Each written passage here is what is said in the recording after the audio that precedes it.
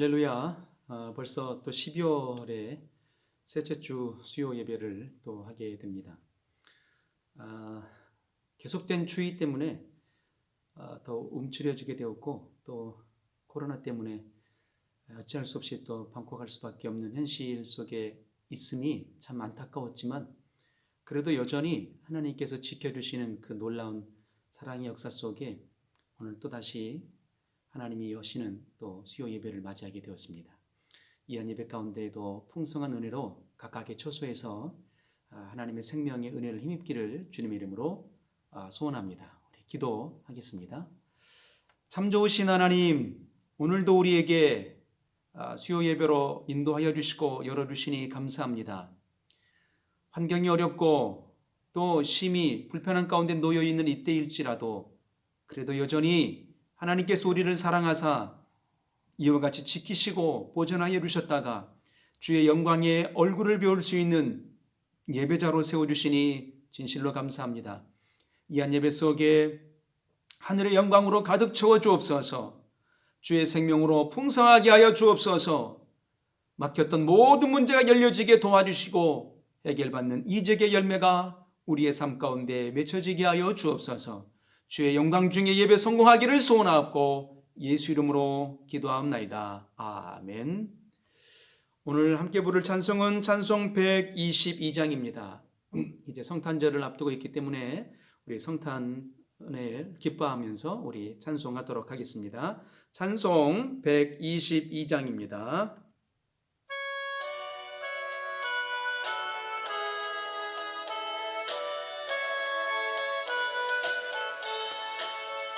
참 반가운 신보여 다 이리 와서 베들레헴 성내에 가봅시다.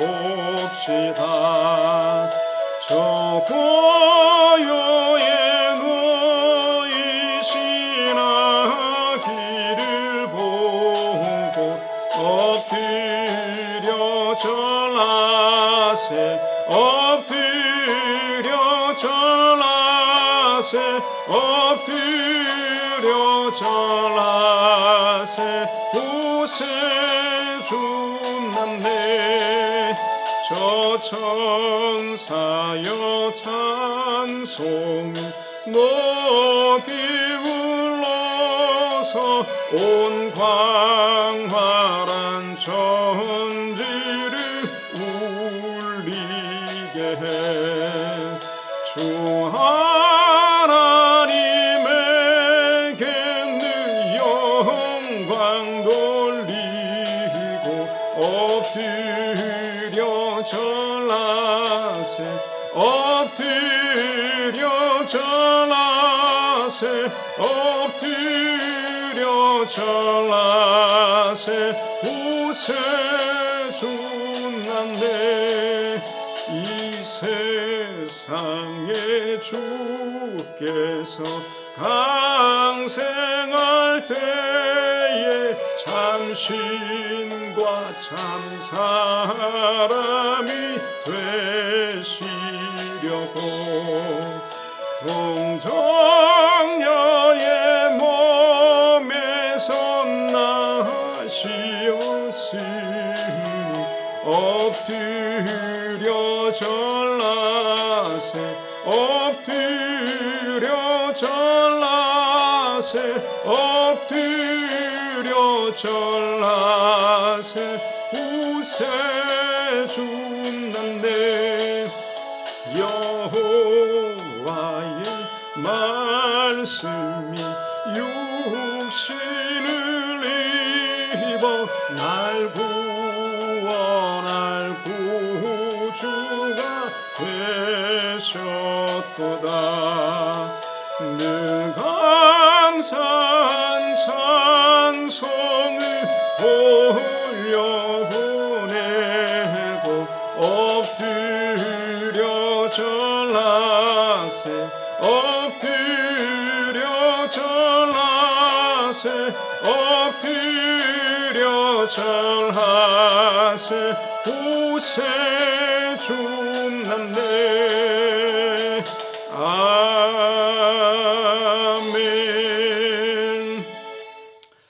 메리 크리스마스.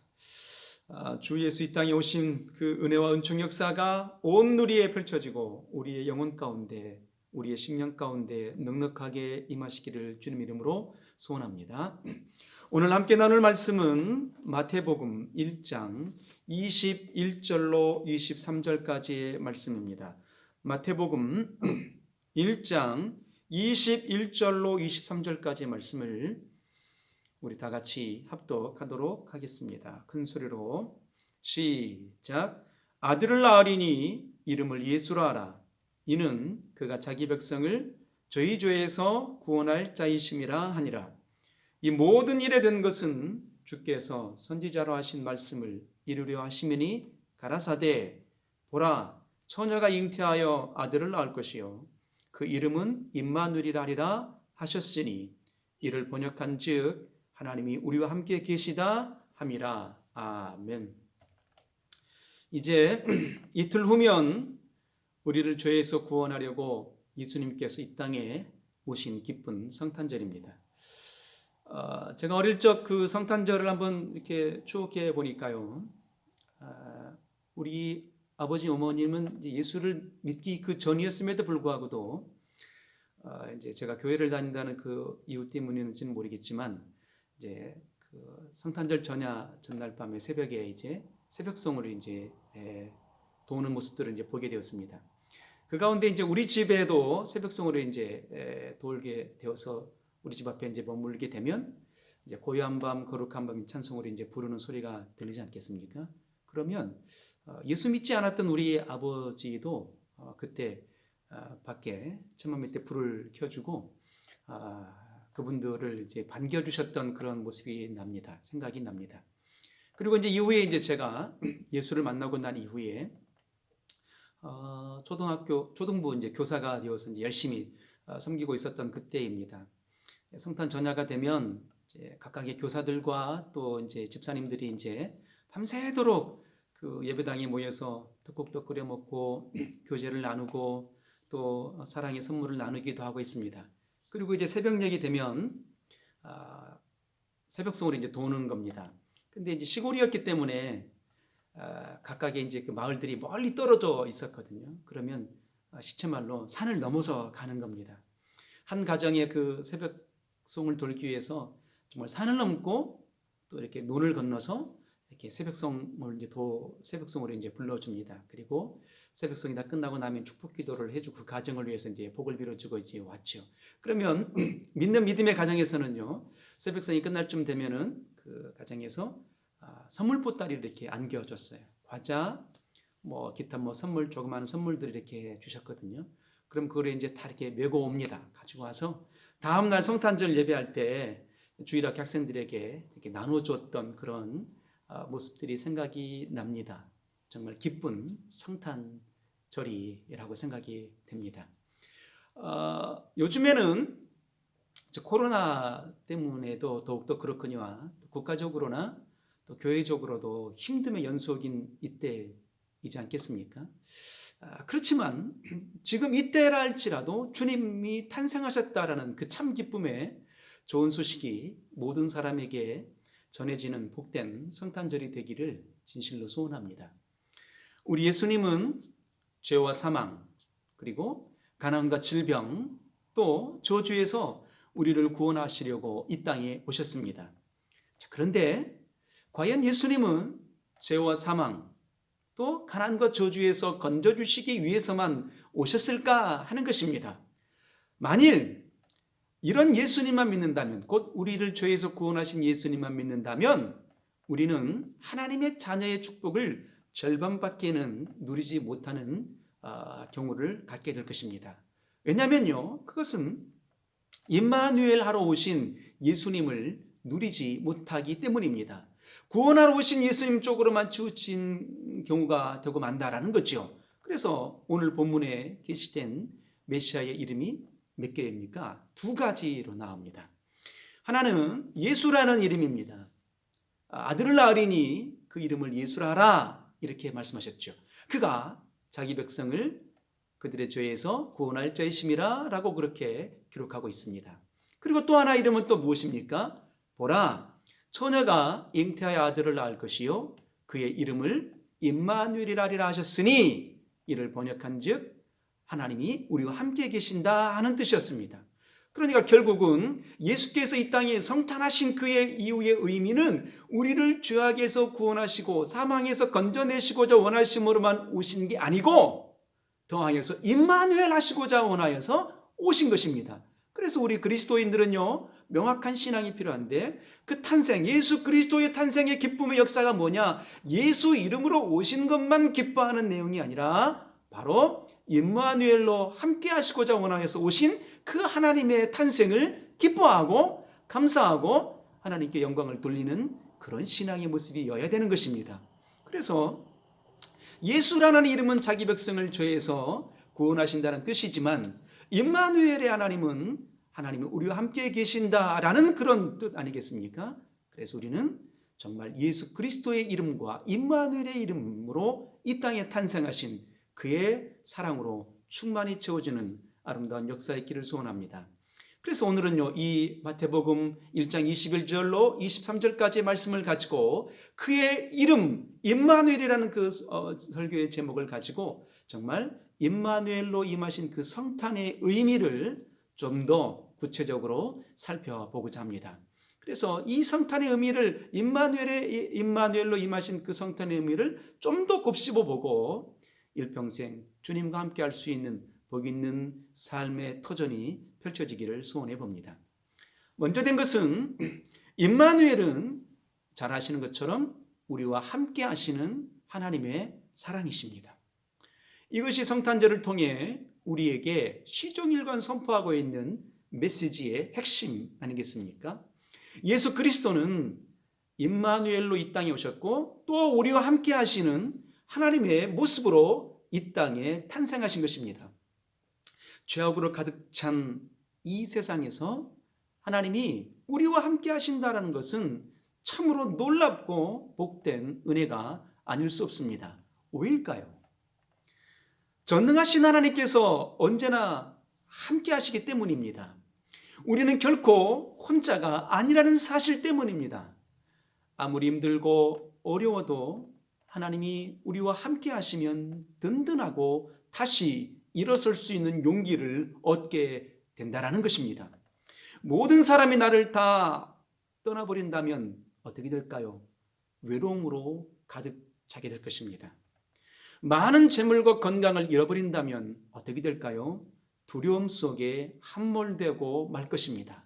그렇지만 하나님이 나와 함께 하시면 모든 것이 충분합니다. 마치 하박국 선지자가 고백했던 것처럼 무화과 잎이 무성하지 못하고 포도나무 열매가 없고 감람나무에 소출이 없을지라도 논밭에 식물이 없고 우리의 양이 없고 외양간에 송아지 없을지라도 난 주 여호와로 인하여 만족하며 기뻐하리로다라고 고백했던 그 장면의 역사가 어떤 의미겠습니까? 비록 이 나라가 무너지고 내 환경이 무너지는 역사 속에 있다 할지라도 하나님이 나와 함께 하시면 모든 것이 다시 회복될 수 있다라는 그 역사의 고백, 그 역사의 현장 아니었겠습니까? 그래서 하박국 선지자는 그렇게 고백했던 겁니다. 이와 같이 주 예수께서 임마누엘로 예수 이름으로 이 땅에 성탄하셨던 그의 역사의 의미는 바로 무너졌던 우리의 심령을 회복하시고자 소원하시는 함께 하시는 하나님의 사랑이셨던 것입니다. 그래서 주님이 이렇게 말씀하시죠. 전능하신 하나님께서 우리와 함께 하시면 얼마든지 다시 회복할 수 있습니다. 주님은 오늘도 우리와 함께 하시면서 이렇게 말씀하시죠. 너는 내 것이라. 내가 결코 너희를 버리지 아니하고 너희를 떠나지 아니하리라고 말씀해 주셨고 선언하셨습니다. 그 말씀하시고 선언하신 하나님 때문에 우리는 어떤 상황을 만날지라도 어떤 고난과 역경이 부딪혀 온달지라도 주님이 우리와 함께 하신다면 임마누엘의 신앙을 붙들고 나갈 수 있다면 그 모든 상황 속에서도 승리할 수 있게 될 것입니다. 이 역사의 증거가 어디에서 나타납니까? 구약시절에 보게 되면 이스라엘 백성들이 광야의 40년의 정 속에 어떻게 하나님 함께 하셨습니까? 매일처럼 하늘에서 내리는 만나를 먹여주심으로 하나님이 함께 하시는 증거를 보여주셨습니다. 이 시대, 이 신약 시대 때에는 하나님 우리와 함께 하신다는 그 증거를 어떻게 보여주십니까? 주님이 이렇게 기도문을 가르쳐 주셨죠. 일용할 양식을 구하라. 오늘도 우리가 먹고 마셨던 그 이후의 중심의 역사는 무엇입니까? 임마누엘의 하나님께서 함께 하시는 그 사랑의 역사를 우리가 경험하고 체험하고 있다는 증거라는 것입니다. 그래서 임마누엘은 우리를 찾아오시는 하나님의 사랑이십니다. 우리는 우리의 힘으로 주님 앞에 나갈 수 없는 존재였습니다. 왜냐고요? 본질상 진노의 자녀였기 때문입니다. 인간이 하나님께 불순종하여 죄를 범하는 순간부터 하나님과 관계가 끊어지게 되었고 또 주님의 품을 멀리 떠나 방황하게 되었습니다. 하나님과 사귈 수 없는 존재였던 것이죠. 이런 인생들을 우리 하나님이 불쌍히 여겨주셔서 친히 자신의 몸을 낮추시고 가장 높은 곳에서 가장 비천한 곳으로 내려오신 사건이 바로 임마누엘 하나님이 임재하신, 바로 임마누엘 하나님이 탄생하신 그 사건이라는 것입니다. 예수님의 제자들이 마태복음 14장 24절 이하를 보게 되니까요, 예수님의 제자들이 배를 타고 갈릴리 바다를 건너는 중에 있었습니다. 밤사경쯤 되었을 때 바람이 불고 풍랑이 일어나서 파산할 지경이 이르게 되었습니다. 제자들 모두가 다 죽음의 공포와 두려움에 휩싸이고 있었을 그때에 주님이 풍랑이를 걸어서 친히 찾아오셨던 겁니다. 그리고 위로해 주시며 용기를 북돋아 주시는 말씀을 선언하십니다. 안심하라, 내니 두려워 말라 라고 말씀하시고 바람과 바다를 꾸짖어 잠잠케 하셨습니다. 이 역사가 무엇입니까? 바로 임마누엘의 하나님이 우리에게 찾아오시는 그 사랑이셨던 겁니다. 예수 그리스도께서 2000년 전에 탄생하신 그 역사의 장면의 중심의 세계는 바로 임마누엘 하나님으로 우리에게 찾아오신 그 놀라운 사랑이셨던 겁니다. 그리고 더욱이 임마누엘은 고난의 자리로 임하시는 예수 그리스도를 말씀하고 계십니다. 주님은 지금도 고난의 자리에 찾아오고 계십니다. 눈물과 한숨 짓는 절망 속에 찾아오십니다. 앞에 캄캄한 칠흑 같은 어둠 속으로도 우리 주님은 찾아오셨습니다. 그리고 위로해 주셨습니다. 용기를 북돋아 주셨습니다. 안심하라, 내니 두려워 말라라고 위로해 주셨습니다. 바람과 바다를 꾸짖어 잠잠케 하신 그 놀라운 권능으로 우리의 문제를 해결해 주셨고, 그리고 어둠을 물러가게 하셨고 질고와 우환을 거두어 주셨습니다. 이 놀라운 임마누엘의 은총이 성탄의 축복으로 우리 삶에 임하시기를 주님 이름으로 소원합니다. 우리는 험악한 시대를 살아가고 있습니다. 캄캄하고 답답한 인생의 한가운데에서 힘들어할 때 주님께서 친히 찾아오셨습니다. 그리고 거기서 위로와 소망을 우리가 얻게 되었습니다. 주님이 오시는 자리에는 회복이 일어나게 됩니다. 병든 자가 치유를 받게 되고 또 묶인 자가 자유함을 얻게 됩니다. 우는 자가 크게 웃을 수 있는 놀라운 회복을 경험하게 됩니다. 왜냐하면 복된 만남의 축복이 바로 임마누엘의 은총이기 때문입니다. 만약 우리의 삶 가운데 주님이 오시지 않았더라면 우리는 어떤 모습이었을까요? 상상해 보건대 참 두렵습니다. 아마도 죄악된 모습 그 자체였을 겁니다. 범죄함의 연속이었을 겁니다. 하늘의 소망도 없는 자였을 겁니다. 본질상 진노의 자녀였고 마귀의 자식으로 그렇게 살아갈 수밖에 없는 존재였습니다. 그런데 임마누엘 하나님께서 사랑으로 친히 우리에게 찾아와 주셨습니다. 함께 하심으로 우리에게 임재하고 계시는 것입니다. 얼마나 감사한지요. 더욱이 임마누엘의 하나님은 약속을 성취하시는 하나님의 사랑이십니다. 임마누엘의 하나님은요, 주님께서 약속하신 바를 반드시 이루시리라는 것을 보여주시는 사건이기도 합니다. 그 성탄의 역사가 말이죠. 본문 22절에 보면 뭐라고 기록하고 있습니까? 이 모든 일에 된 것은 주께서 선지자로 하신 말씀을 이루려 하심이니라 라고 말씀하고 계십니다. 주님께서 약속하신 그 예언은 반드시 이루어진다라는 것이죠. 이 약속의 역사의 장면이 어느 때부터 선포된 사건이었을까요? 이 모든 일에 되는 것은 주께서 선지자로 하신 말씀을 이루라 하심이라고 말씀하신 역사의 장면은요, 바로 처녀가 잉태하여 아들을 낳으리니 그 이름을 임마누엘이라고 선언하셨던 그 장면의 역사는 오늘 이 마태복음에서 출발하는 게 아닙니다. 바로 700년 전에 예수 잉태하시기 전, 예수 탄생하기 전 700년 전에 이사야 선지자를 통해서 예언하신 말씀이셨습니다. 그 700년의 역사가 흐르는 동안에 과연 평탄했을까 하는 것입니다. 아닙니다. 그 700년의 역사 속에 유대가 망하게 되었고, 또 여러 제국들이 망하게 되었고, 그리고 온갖 일들이 700년의 역사 속에 존재하고 있었습니다. 그렇지만 나라가 망하고 제국이 사라지고 또 모든 백성들이 흔들릴지라도 하나님의 말씀은 살아서 끝내 이루어지고 성취되었던 것입니다. 그렇습니다. 하나님의 약속은 변하지 않습니다. 약속하신 대로 반드시 성취되고 완성되는 것입니다. 임마누엘 오신 예수님은 오래전에 주님께서 약속하신 약속의 말씀을 이루시기 위해서 이 땅에 오셨던 것입니다. 하나님께서 우리에게 주신 가장 큰 약속은 구원의 약속이 아니겠습니까? 그 구원의 약속의 성취가 바로 예수 그리스도로 통하여서 주님의 탄생을 통해서 이루어지게 된 것입니다. 그러므로 임마누엘의 사건은 구원의 사건입니다. 주 예수 성탄의 사건은 우리를 죄 가운데서 구원하실 자가 임마누엘로 이 땅에 오신 것입니다.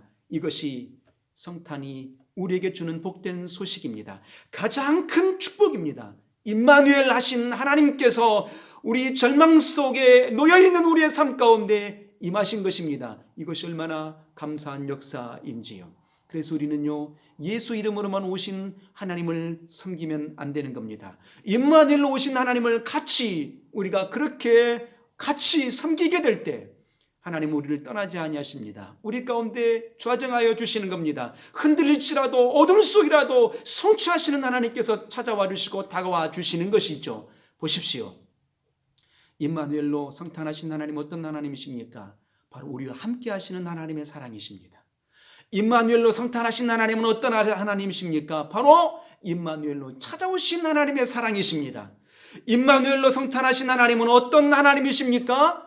고난의 자리로 임하시는 우리 하나님이십니다. 더욱이 약속하신 그 모든 약속을 성취하시는 성취의 역사로 이 땅에 성탄하신 겁니다. 그래서 우리는요, 일평생의 하나님의 은혜가 성탄을 기다리는 모두의 가정 가운데, 우리의 모든 일터 가운데, 우리의 모든 삶의 자리마다 충만하시기를 주님의 이름으로 축원합니다. 마지막으로 예수 그리스도를 잉태했던 마리아를 한번 생각해 보시기를 바랍니다. 마리아를 향해서 천사가 말합니다. 너에게 아들이 있을 것이다 라고 말씀하셨습니다. 한 번도 남자를 경험해 보지 못한 존재 아니었겠습니까? 얼마나 두렵고 놀랐을까요? 그런데 누가복음 1장 38절에 보니까 이렇게 마리아는 선언합니다. 마리아가 가로되 주의 계십종이오니 말씀대로 내게 이루어지이다며 천사가 떠나가니라 그랬어요. 말씀대로 내게 이루어지이다라고 선언했던 겁니다. 그렇습니다. 일생의 우리의 삶은요, 하나님이 우리와 임마누엘 하셨으니 우리도 그 말씀을 붙드는 자가 되기를 원합니다. 이 성탄의 기쁨의 역사를 매 순간순간마다 온 열방의 민족들에게 선언할 수 있고 선포해 줄 수 있는 자가 되기를 소원합니다. 그 말씀을 성취하시는 하나님이시니 그 말씀을 붙들고 예수 그리스도 이름을 의지하며 임마누엘 하나님과 함께할 수 있는 영광의 성도의 삶이 되시기를 주님 이름으로 소원합니다. 우리를 구원하신 하나님은 우리와 함께 하십니다. 마리아처럼 순종하여서 하나님의 복된 영광을 볼 수 있는 자가 되고 그의 영광을 성취할 수 있는 자가 되시기를 주님 이름으로 축복합니다. 할렐루야. 이 땅에 임마누엘로 성탄하신 하나님, 이 땅에 예수 이름으로 성탄하신 하나님이 우리와 함께 하십니다. 그 성탄의 기쁨이 온 누리에 펼쳐지시기를 주 이름으로 소원합니다. 메리 크리스마스. 할렐루야. 기도하겠습니다. 생명과 복의 근원 되신 우리 하나님 아버지, 일평생 예수 그리스도 이름을 의지하고 임마누엘 하나님을 의지함으로 그 성탄의 기쁨과 영광이 우리의 삶 가운데 우리의 모든 손대는 터전들 위에 펼쳐지게 하여 주시옵소서. 마리아처럼 주의 계집종이오니 말씀대로 임하사이다 라고 했던 것처럼 그 약속의 말씀을 순종함으로 주의 뜻을 성취할 수 있는 하나님의 임마누엘 역사가 우리 가운데 임하게 하여 주옵소서. 예수 이름으로 축복하며 기도합나이다. 아멘. 일평생 임마누엘 하나님의 역사가 매일처럼 펼쳐지시길 주 이름으로 소원합니다. 메리 크리스마스. 감사합니다. 모든 영광 하나님께 돌리겠습니다.